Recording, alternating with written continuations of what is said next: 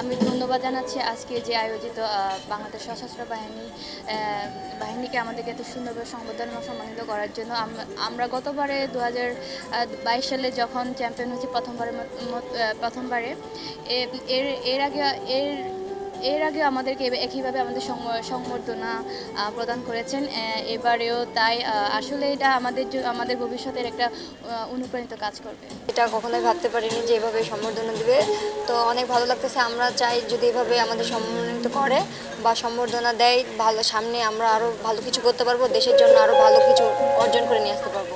সামনে আমরা আরও ভালো কিছু করতে পারবো সেই পরিকল্পনা থাকবে। আর আমাদের পক্ষ থেকে সেনাবাহিনী, নৌবাহিনী এবং সশস্ত্র বাহিনীকে ধন্যবাদ জানাচ্ছি।